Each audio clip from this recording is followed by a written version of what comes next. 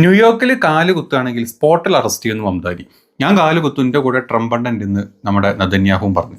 And Mayor Mamdani, would you welcome Prime Minister Netanyahu to New York City for whatever he comes for, given the US is not a signatory to the ICC, so he can travel to the US, unlike a lot of other countries. Would a Mayor Mamdani welcome Benjamin Netanyahu to the city? No.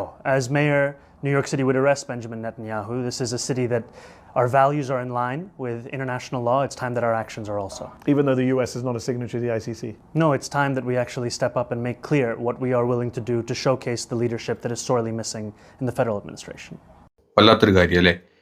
നമ്മുടെ New York democratic പാർട്ടിയുടെ അടുത്ത mayor ഇലക്ഷനിലോട്ട് മത്സരിക്കാൻ പോകുന്ന ഏറ്റവും കൂടുതൽ റേറ്റിംഗും വോട്ടിങ്ങും ഉള്ള നമ്മുടെ ഇന്ത്യൻ വംശജനായിട്ടുള്ള സൊഹ്റാൻ മംദാനിയാണ്. ഒരിക്കലല്ല, ഇപ്പം കഴിഞ്ഞ ദിവസം പറഞ്ഞു, അതിന് 2 മാസം മുമ്പ് പറഞ്ഞിരുന്നു, അതിൻ്റെ മുമ്പൊക്കെ പല വട്ടങ്ങളായിട്ട് മംദാനി ആവർത്തിച്ച് പറയുന്നൊരു കാര്യമാണ് നെതന്യാഹു ഇൻ്റർനാഷണൽ ക്രൈം കോർട്ടിൻ്റെ ICCയുടെ ഈ അറസ്റ്റ് വാറണ്ട് ഉള്ളത് കൊണ്ട് തന്നെ ന്യൂയോർക്കിലോട്ട് വരികയാണെങ്കിൽ പോലീസിനെ വിട്ട് അറസ്റ്റ് ചെയ്യിപ്പിക്കുന്നതാണ്. വൺസ് ഇയാൾ മംദാനി മേയറായി കഴിഞ്ഞാൽ ചെയ്യിപ്പിക്കും എന്നുള്ള ഒരു ഉറച്ച വിശ്വാസം അല്ലെങ്കിൽ ഉറച്ചൊരു സ്റ്റേറ്റ്മെൻ്റ് ആയിരുന്നു മംദാനി കൊടുത്തത്. അതിന് മുമ്പത്തെ അതായത് 2 മാസം മുമ്പ് അതിന് നെതന്യാഹു കൊടുത്ത മറുപടി ആയിരുന്നു, ഞാൻ വരും, എൻ്റെ കൂടെ ട്രംപ് അണ്ണൻ ഉണ്ട് എന്നുള്ളൊരു മറുപടിയും കൊടുത്തിരുന്നു. ട്രംപ് അതേ സമയത്ത് മംദാനിയോട് പറയുന്നുണ്ട്, അതായത് നെതന്യാഹു പത്രങ്ങൾ എല്ലാം ഇരിക്കുന്ന സമയത്ത് ട്രംപ് മറ്റൊരു പ്രസ്താവനയും കൂടെ പറയുന്നുണ്ട്, ഞാൻ മംദാനിനെ പുറത്താക്കും അമേരിക്കയിൽ നിന്നല്ല. അങ്ങനെ ഒരു സ്റ്റേറ്റ്മെൻറ്റ് ഉണ്ടായിരുന്നു. അതിൽ നെതന്യാഹു കൊടുത്ത മറുപടി ഒരു സ്റ്റേറ്റ്മെൻറ്റ് കൂടെ കാണിച്ചു തരാം. No, you. Oh, me? So this is a question for the Prime Minister. The likely next mayor of New York City, Zohran Mamdani, a Democratic socialist and a vocal critic of Israel and of yourself, and has said he would arrest you if you came to New York City if he was mayor. Is that something you take seriously, or are you concerned about that? Do you have a response to that? No, I'm not concerned about that. I'll get him out.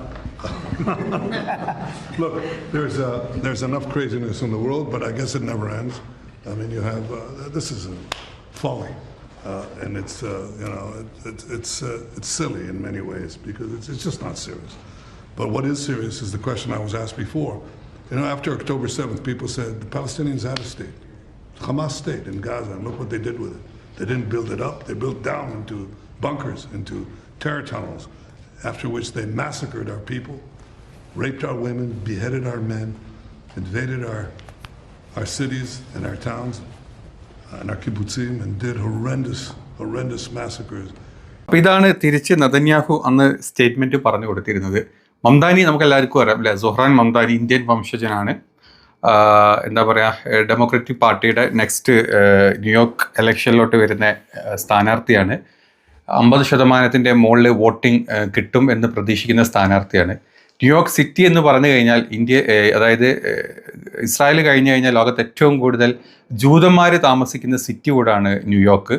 മംദാനിൻ്റെ മുമ്പുണ്ടായിരുന്ന mayor എന്ന് പറഞ്ഞു കഴിഞ്ഞാൽ ഒരു ജൂതവംശജനായിരുന്നു. അവിടെ 10 വർഷങ്ങളായിട്ട് മേയറായിട്ട് ഇരുന്ന ഒരാളാണ്. പല എന്താ പറയുക, പെണ്ണ് കേസുകളിലും അങ്ങനെ പല കേസുകളിലും കുടുങ്ങിയിട്ടാണ് പുള്ളി അവിടുന്ന് മാറുന്നത്. വീണ്ടും മത്സരിക്കാൻ വേണ്ടി കോർട്ട് ക്ലിയറൻസ് ഒക്കെ കിട്ടി മത്സരിക്കാൻ വേണ്ടിയിട്ടാണ് ഇപ്പം വന്നിട്ടുള്ളത്. അപ്പം ഇങ്ങനെ ഒരു സ്ഥാനത്ത് ഈ ഒരു സമയത്ത് ഇത്രയും സ്ട്രോങ് ആയിട്ട് മംദാനി ഇത് പറഞ്ഞിട്ടുണ്ടെങ്കിൽ അതൊരു വല്ലാത്തൊരു ധൈര്യം തന്നെയാണ്. മാത്രമല്ല, അതും അമേരിക്കേൻ്റെ അകത്തിരുന്നിട്ട് ന്യൂയോർക്കിൻ്റെ അകത്തിരുന്നിട്ട് അടുത്ത ഇലക്ഷന് മത്സരിക്കാൻ പോകുന്ന ഏറ്റവും കൂടുതൽ ജൂതന്മാരുള്ളൊരു സിറ്റി, എത്രയും കാര്യങ്ങൾ ഉണ്ടായിട്ടും തൻ്റെ ആ ഒരു വ്യക്തിപരമായിട്ടുള്ള ആ ഒരു നിലപാടുണ്ടല്ലോ, അത് വളരെ സ്ട്രോങ് ആണ് മംദാനി എന്നുള്ള ഒരാൾ.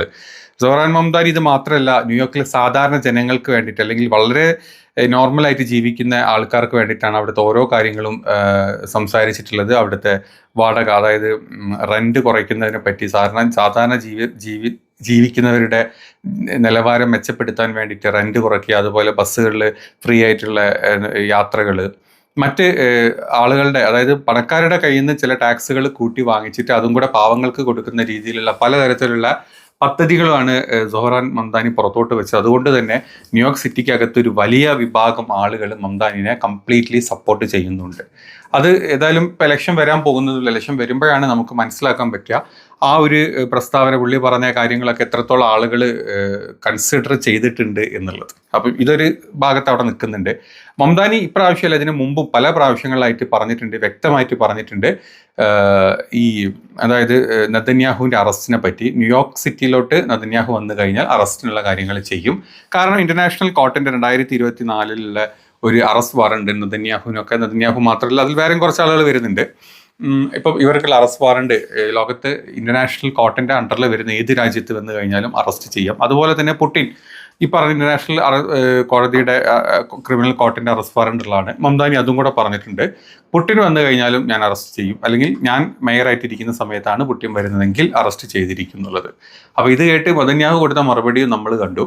ഈ ഗസയിൽ നടക്കുന്ന വംശഹത്യയുടെ കാര്യം പലപ്പോഴായിട്ട് സൊഹ്റാൻ മംദാനി പുള്ളിയുടെ ഓരോ വാക്കുകളിലും അല്ലെങ്കിൽ ഓരോ സ്റ്റേജ് പ്രസംഗങ്ങളിലും ഒക്കെ എടുത്തിടാറുണ്ട്. വളരെ ശക്തമായിട്ടാണ് പുള്ളി അതിനെ എതിർത്ത് സംസാരിക്കാറുള്ളത്. അതുകൊണ്ട് തന്നെ നമ്മുടെ ട്രംപിന് അത് വലിയ രീതിയിൽ തലവേദനയാണ്. അതുപോലെ തന്നെ ട്രംപ് വലിയ രീതിയിൽ ഈ കാര്യങ്ങളെ എതിർത്തിട്ടുമുണ്ട്.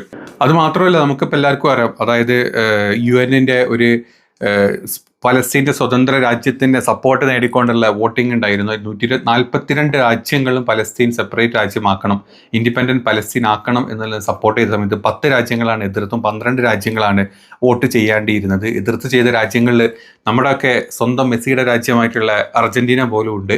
ഇത്രയും കാലം അറബിക് എന്താ പറയുക ഫുട്ബോൾ പ്രേമികൾ ഏറ്റവും കൂടുതൽ തലയിലേറ്റി, ഈ പറഞ്ഞ പലസ്തീൻ അടക്കം തലയിലേറ്റിക്കൊണ്ട് നടന്ന ടീമാണ് അർജൻറ്റീന.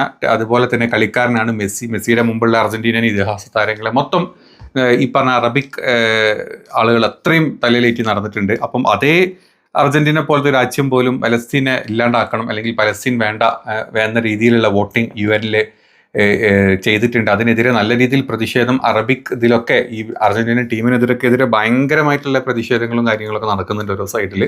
അതൊക്കെ അവിടെ നിൽക്കുന്നുണ്ട്. അപ്പം നമുക്കറിയാം നമ്മുടെ ഇപ്പം കാണുന്ന ഇസ്രായേൽ കാണിക്കുന്ന ജനോസൈഡ് എത്രത്തോളമാണെന്നുള്ളത് പട്ടിണി കിടത്തിയിട്ടും അല്ലാണ്ട് വെടിവെച്ചിട്ടും ബോംബ് ചെയ്തിട്ടും സ്ട്രൈക്ക് ചെയ്തിട്ടും എയർ സ്ട്രൈക്ക് ചെയ്തിട്ടും അവിടുത്തെ ആളുകളെ കൊന്നു തീർക്കുന്നതിൻ്റെ കംപ്ലീറ്റ് ഡീറ്റെയിൽസും എല്ലാം മുമ്പിലുണ്ട്. അതുകൊണ്ടൊക്കെ തന്നെയാണ് ഇയാളെ പോലത്തെ നെതന്യാഹുവിനെ പോലത്തെ ഒരു മനുഷ്യരക്തം അത്രയും ദാഹിച്ച് ജീവിക്കുന്ന ഒരാൾ ഇത്രയും പെട്ടെന്ന് അറസ്റ്റ് ചെയ്യിപ്പിക്കണം, അല്ലെങ്കിൽ ഇയാളെ എവിടെയെങ്കിലുമൊക്കെ കൊടുക്കണം എന്നുള്ള ചിന്ത ഇത്തരത്തിലുള്ള കുറച്ച് മനുഷ്യപ്പറ്റുള്ള ആൾക്കാർക്ക് തോന്നുന്നതും, അത് മനുഷ്യപ്പറ്റൊന്നും ഒട്ടും ഇല്ലാണ്ട് ജീവിക്കുന്ന മറ്റുള്ള ആൾക്കാർക്ക് അത് തോന്നാത്തതും അതുകൊണ്ടൊക്കെ തന്നെയാണ്. ഇസ്രായേലിൻ്റെ ഫോർമർ പ്രൈം മിനിസ്റ്റർ വരെ പറയേണ്ടായി ഈ പറഞ്ഞ നെതന്യാഹുവിൻ്റെ ഈ ഒരു സർക്കാർ വിചാരണക്ക് വിധേയമാക്കേണ്ടതുണ്ട്. കാരണം ഇപ്പം നടക്കുന്ന ഗസയിലെ കാര്യങ്ങളും അതുപോലെ തന്നെ ഖത്തറിൽ ഇസ്രായേൽ കാണിച്ചിട്ടുള്ള ചെറ്റത്തരത്തിനൊക്കെ തീർച്ചയായിട്ടും വിചാരണക്ക് വിധേയമാക്കേണ്ടവരാണ് ഇപ്പോഴത്തെ ഇസ്രായേൽ ഭരിക്കുന്നത് എന്നുള്ള സ്റ്റേറ്റ്മെൻറ്റ് വരെ കഴിഞ്ഞ ദിവസം പുറത്തോട്ട് വന്നിട്ടുണ്ട്.